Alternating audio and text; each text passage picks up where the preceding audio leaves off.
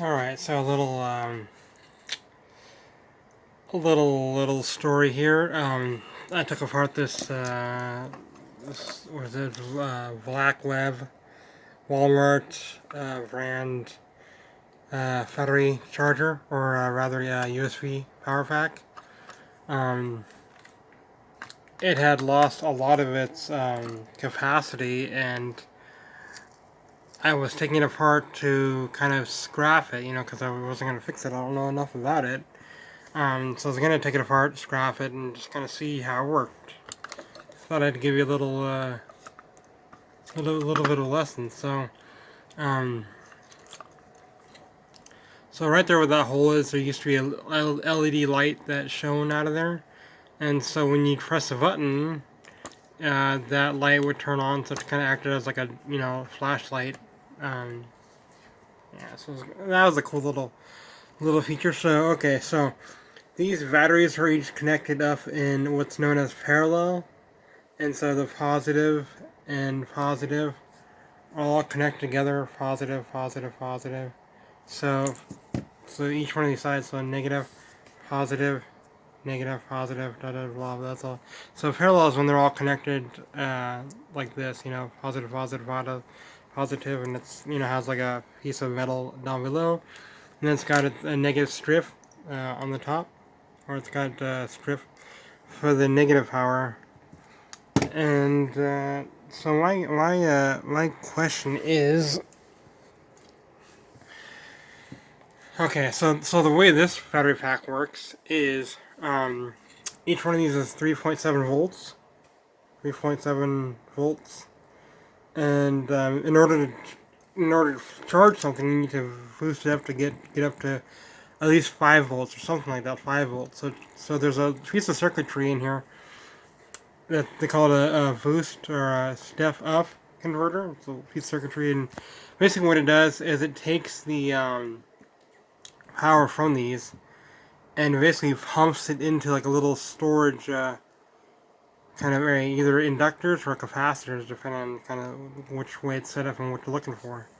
Um, so that's what this is. So brings us 3.7 up to 5 volts by way of boosting the voltage. And let's see. So I believe those little dot things right there.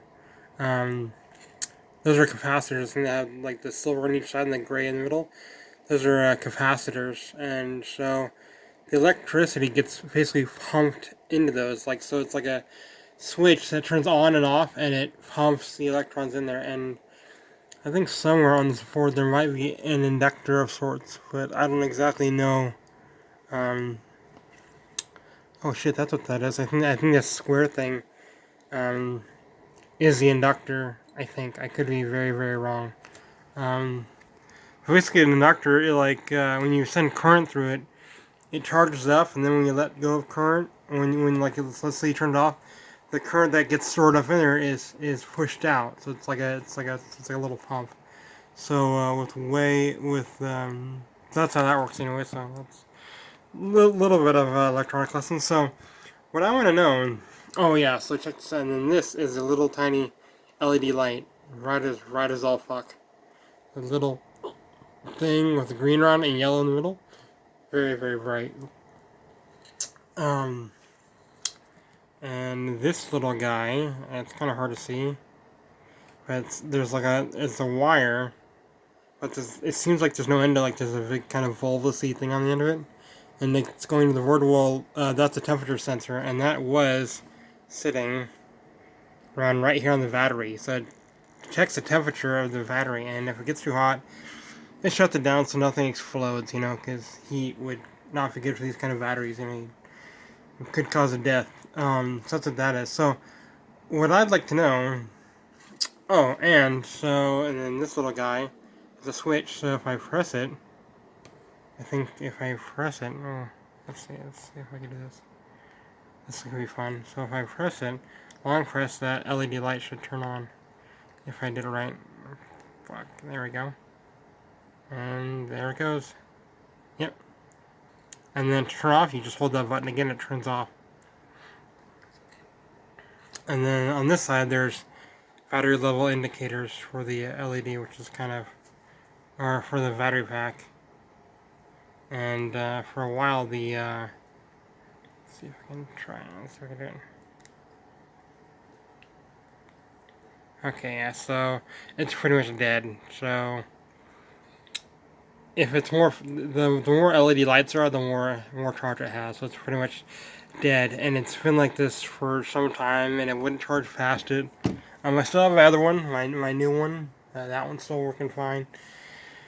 And then the big blue thing is a resistor, and the reason why that's there is because the LED light needs a needs to limit the amount of power that's going to it, because you don't want to burn it out. So it's probably typically to reduce the current, because it probably already has something to reduce the voltage so it doesn't blow up.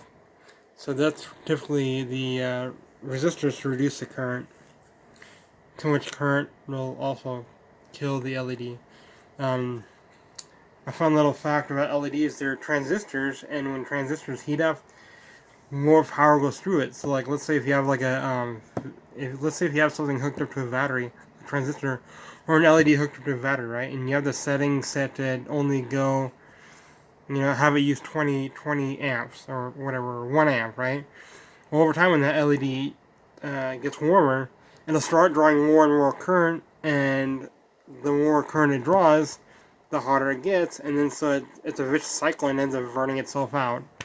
They call that thermal runaway. So resistor is a good way to prevent that. Resistors are pretty inefficient though, because they convert that extra current into, like, waste heat. So and I guess it's all right if you're not pushing too much current through it. But so that's how that is. So what I want to know is, when I took everything apart. So basically, it looked like this. It just basically sitting in the case like that. And then there's these two red wires just sitting there, just sitting like that on the inside, not connected to anything. They don't seem to do anything.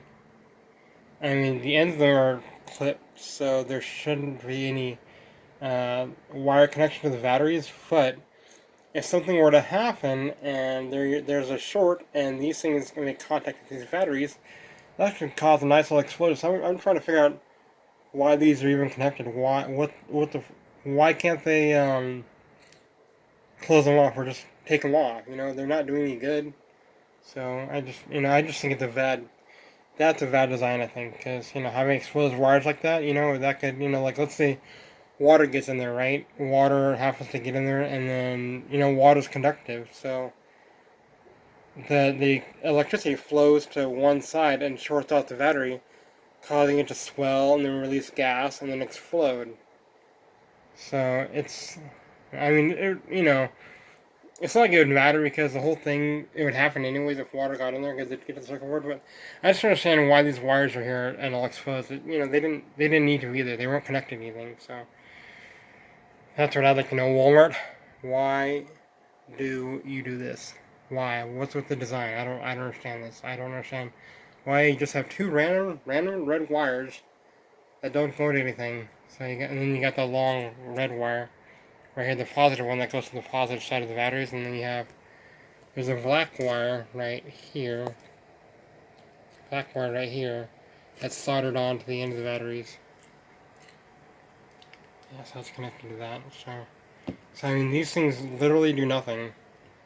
They're just too positive, and I don't understand. Maybe it's something to test at the factory, but even then, it's like, took the damn thing off. I don't like that, because if they don't clip it off properly and it ends up making contact with the battery, I mean, you're gonna have a problem in your hands. That's not good. So, yeah, take that.